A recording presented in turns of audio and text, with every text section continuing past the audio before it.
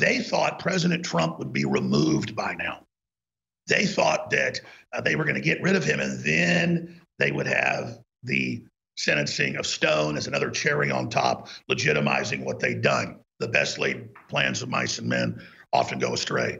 That didn't work the way they wanted it to at all. So now Russiagate blows up, falls apart. Ukrainegate falls apart.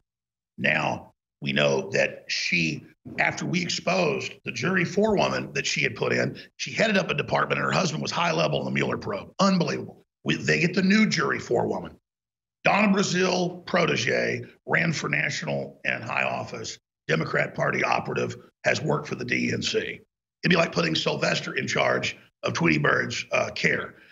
No one has ever acted like this, not even third world kangaroo courts in Venezuela. This is unbelievable. Ladies and gentlemen, we are live, broadcasting worldwide. I am Alex Jones, your host, coming to you from deep in the heart of the swamp that is beginning to show signs of drainage. And the crocodiles and alligators and anacondas and piranhas are not pleased, I can tell you that. Mike Adams is doing an exemplary job running the ship. When we got to D.C. last night, I thought, let me tune into the rebroadcast because it's about to restart on the streams. And I ended up watching 2 hours of Mike Adams and Alan Keyes and G. Edward Griffin. And then this morning I got up at 5 a.m., watched some of Paul Watson. So an out of the park broadcast yesterday. We really want to thank Mike Adams and Dr. Keyes for the amazing job that they engaged in yesterday. Obviously, now the federal government says get food and prepare to shelter in place. Whether this virus is super deadly or not, as we keep saying, the giant response to it and the martial law in Russia, where they're raiding Chinese and dragging them out, and martial law in northern Italy, the response is massive. And obviously, it's being used to drive down the economy and try to derail nationalism. The globalists have always said that. I want to get Mike Adams' take on that right now. I know he's already been extensively talking about it, but I wanted to first get into this. Amy Jackson, the federal judge who was appointed specially by Obama to sit at the center of this spider web in D.C. so they could send cases from all over the country that she was going to cover up corruption or cover up crimes to her, but she could also then prosecute and persecute people like Roger Stone. She has been caught 1 trillion infinities in the most classic hand in the cookie jar stealing justice away from people that has ever been seen. She literally put in a jury forewoman who was the communications director for the Office of White House Communications, a major position, as the first jury woman whose husband worked in the Robert Mueller probe as a lawyer on the Russiagate. That is beyond Fox in the henhouse. That'd be like Hitler presiding over the Nuremberg trials against the Nazis. Or let's say my ex-wife was a judge, which she's not, but imagine if I was in a divorce and the judge is your wife. It's beyond conflict of interest. It's redonkulous. It is so obscene. So I talked to reporters. They were all scared to say it. But I said, give me the name. I'll say it. Because I went and checked with lawyers, but I already knew before I called them. Jurors are always public, especially after. Even in mafia trials, maybe in super hardcore MS-13s threaten to kill people, threaten to kill jurors. Sometimes there's special allotments where the jurors aren't public till afterwards. But then we exposed it. The Washington Post had Obama officials calling for our arrest, Obama former U.S. attorneys. Total BS. Just like they said arrest anybody, arrest Senator Rand Paul for saying Eric Ciaramala's name. Totally legal, totally lawful. When a whistleblower goes to the inspector general, they can't release it. Just like when I go to the hospital, they can't release my HIPAA stuff. But then if I go out on national TV and say I've got some illness, well, that's not the hospital releasing HIPAA info. When you accuse the president of crimes, now he gets to face his accuser. It's called due process. So we all know about that and the fake stuff that happened with the FISA court, with all of the fake info they were given. The FISA court has said they were lied to by all these Obama and Hillary Justice Department appointees and operatives inside the FBI. We all know about that ad nauseum. But they thought President Trump would be removed by now. They thought that they were going to get rid of him, and then they would have the sentencing of Stone as another cherry on top, legitimizing what they'd done. The best laid plans of mice and men often go astray. That didn't work the way they wanted it to at all. So now Russiagate blows up, falls apart. Ukrainegate falls apart. Now we know that she, after we exposed the jury forewoman that she had put in, it was in the transcript, it turns out, in front of the media 3 months ago. The woman says, yeah, I worked for Obama, headed up a department. My husband works at the Justice Department. And the judge is like, no problem, no big deal, no problem. We get the name. She headed up a department, and her husband was high level in the Mueller probe. Unbelievable. So they finally have to remove her. They get the new jury forewoman. Donna Brazile, protege, ran for national and high office, Democrat Party operative, has worked for the DNC. The DNC. That is unbelievable.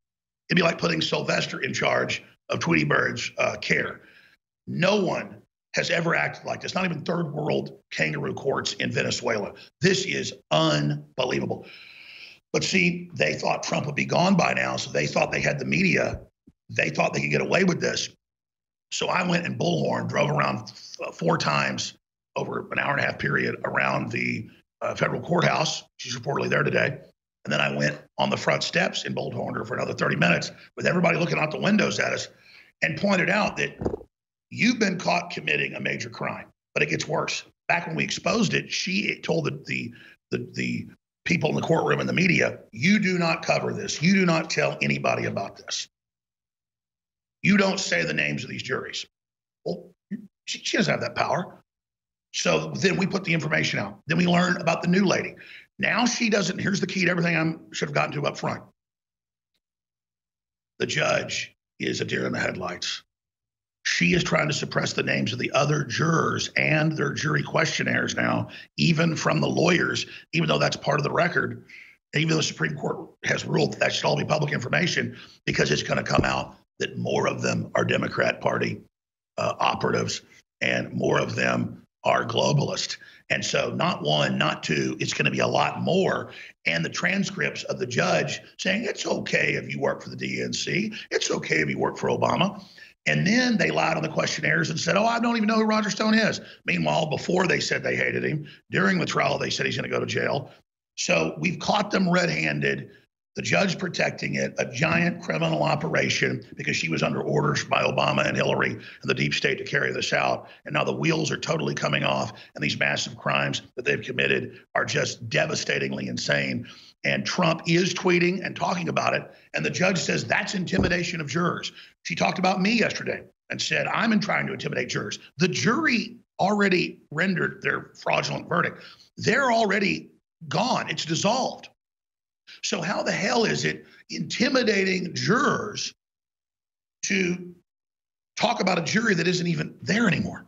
It's total crap. She's desperate to cover up her crimes and doesn't want the jurors talking about how they're all DNC operatives and how much trouble these criminals are going to get in. They have really bitten off more than they can chew. I want to play some of the clips with Andrew Napolitano and Tucker Carlson next segment getting into this, and finish up with the latest coronavirus news before Dr. Francis Boyle, the author of the U.S. Biological Weapons Convention, who's been dead on this whole time about being man-made and it's more deadly than what they're saying. Looks like he's been proven right in spades. But Mike Adams, this is bigger than just this Judge Jackson, Amy Bergman Jackson.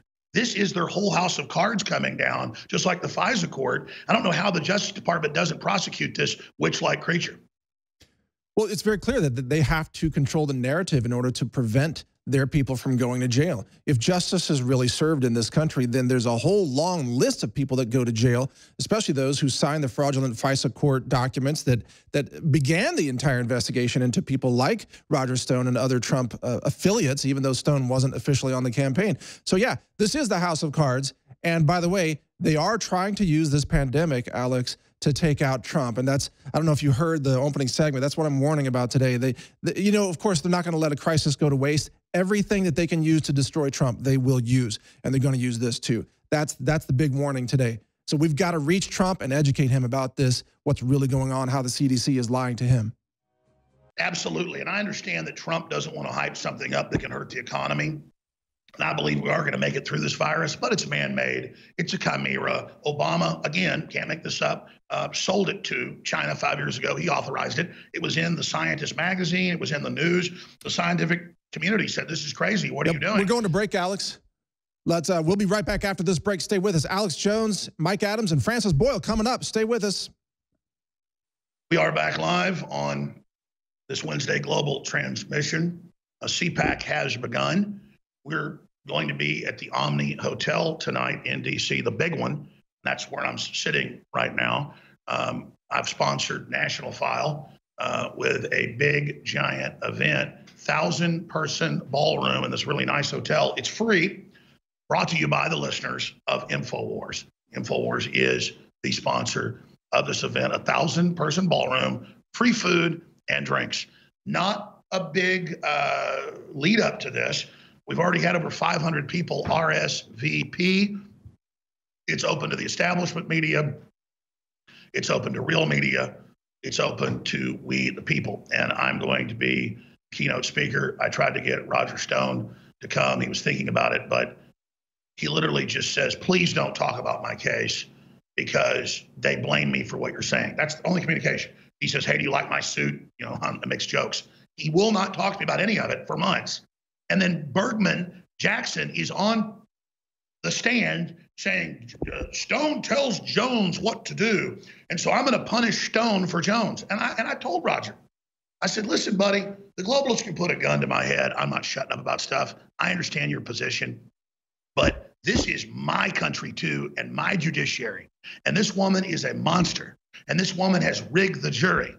And I understand she's holding you hostage, but I can't negotiate with terrorists.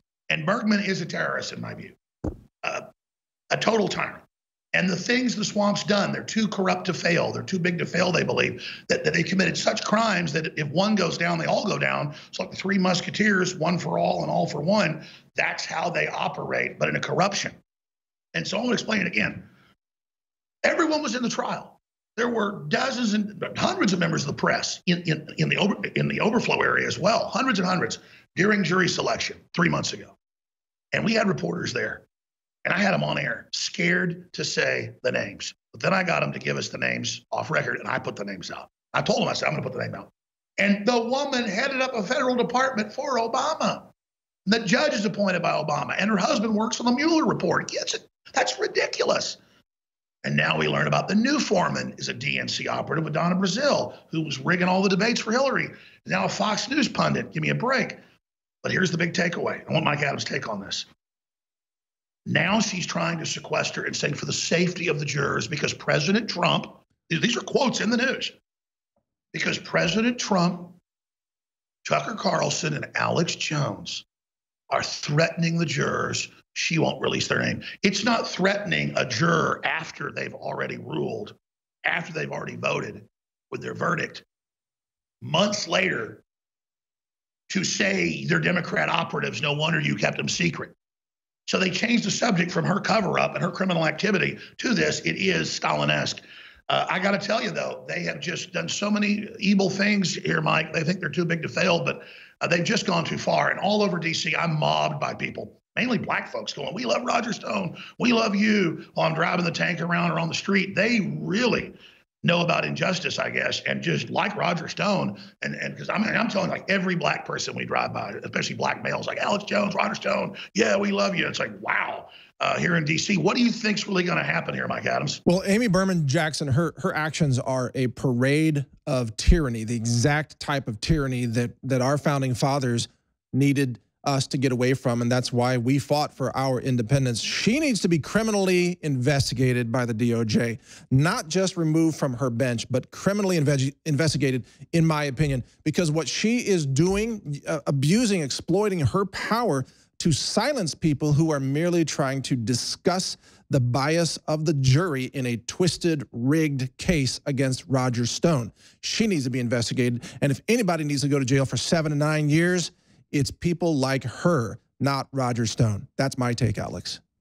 I totally agree with you. I want to play a few clips here that I know we're going to get into. Corona is the attack on nation states. It is the attack on Trump, and it is man-made. It was transferred by Obama to the Chi-Coms 5 years ago. That's Science Magazine 5 years ago. It's unbelievably hiding in plain view. I know that Dr. Boyle is going to have the latest breaking super intel that's world-changing, really cutting edge next hour with you. But I wanted just to play this. This is Napolitano, who I've told you, friends of Trump have been threatened. They've been attacked, and not everybody can handle it. I'm just going to, I know the inside baseball. I'm going to stop there. But now that the Democrats have been defeated in their impeachment, now that that coup failed, Trump is cementing his power as the president right now. He's still not invincible, far from it, but he's getting stronger every day. So are we. They're really scared. We're all coming together, folks. We're winning. And after having his job threatened and blackmail and all the rest of it, Napolitano turned on Trump. Now, I didn't attack him for that because I've been friends with him. I just left it at that. I'll just stop there. But the truth's the truth. Now he knows that Trump's winning, and so he didn't attack Trump with enjoyment. He had a gun to his head, basically. Now he comes out and tells the truth. The old Napolitano comes back. And remember, even some of the disciples, I'm not comparing Trump to Jesus, but remember, there was which one of the disciples was it when the Pharisees had already grabbed Jesus and they're like, "Are you with him? Are you with him?" And he said, "I'm not with him. I'm not with him." That guy, went on to be a great guy. People get scared, is my point, and I've never done this. I'm not trying to brag. I'm just telling you, I'm the opposite. I get threatened, I go, ah, but not everybody's a Tasmanian devil. And so the fact that Napolitano has now come back to the Trumpian side is another bellwether of our giant victory. So here's what Napolitano had to say. No one should be happy about secrecy, whether you like Stone or dislike him, whether you like the president or dislike him. This is a hearing to determine whether or not there was jury impropriety in the trial, whether a juror failed to disclose her preconceived prejudice against President Trump and against Roger Stone. Why it is secret, we're not being given a reason, but the secrecy is compounded. It's one thing to have a secret hearing and then let the participants go out and speak to the press. It's another thing to have a secret hearing and to bar the participants from speaking to the press. That's what this judge has done. This is absolutely Stalinistic. Now, when this argument that I have been making in summary fashion was made by Stone's lawyers in writing 2 days ago, she said, "Okay, I will hear you at 1:30 and you can tell me why it should not be secret. And then at 2 o'clock, I'll lock the courtroom door and make it secret unless you change my mind." That's what we're confronting. That makes no sense. She has gagged Stone. It is one thing to gag the defendant during a trial because you don't want him going out talking to the press, and it's a way to communicate with the jury. There is no jury. There is no trial. He's been convicted. He's been sentenced. The gag serves no legitimate governmental purpose, and yet she's enforcing it on him and on his lawyers. Question: why is the Bill Barr Department of Justice not opposing this secrecy and not opposing this gag rule? Now, notice the old Napolitano was riveting and happy and smart and being himself, not having to lie, not having a twist. But then the one that was attacking Trump would go, and then Trump might have done something bad here because he had a gun to his head. So I just point out that that's the worm turning. That's the whole system realizing they're losing. But they're going to do even more desperate things now. They're going to double down even bigger crimes. But what Jackson has been caught doing and how she's trying to cover up the rest of the jury pool, that's where everything is at, is the other jurors. Wait till we find out who else they are. Well, I've already been told by folks that were there. It's bad. They're basically, almost all of them were Democratic Party operatives. One old lady said, "I'm not going along with this," the day before the trial ended, and she fell down on her head, and special juror was put in her place. This is globalist gangster activity, Mike Adams. It is gang-style warfare at the highest levels in the United States of America. But as we, the independent media, continue to expose the names and the backgrounds and the biases of these jurors, the truth is going to come out. The investigations must be commenced against these individuals if we are to have any remaining public faith in our system of justice, in the Department of Justice, even in the Trump oversight or presidency itself. We have to have these potential criminals investigated. Otherwise, Mike, yes. Mike, that's the key. The part I forgot, I'm glad you brought that up, as you always do. This is the exact type of abuses the Declaration of Independence talks about heavily in judiciary systems that become kangaroo show trials. But then we have to understand they were beta testing this, they admit, for judicial tyranny across the country. I've been under the very same systems. And so they pick these select judges that are Democrat operatives, then you're put into their courtrooms and they literally lynch you and rig things. That's why we've been, fighting as we've been fighting, because we understand that they're, trying to bring us into these kangaroo situations, and they're so pissed. Every day we stay on air is another victory against them. We're going to come right back with 5 more minutes with yours truly, and Mike Adams will then continue on. And we have Dr. Francis Boyle coming up with huge breaking intel, Infowars.com, tomorrow's news today.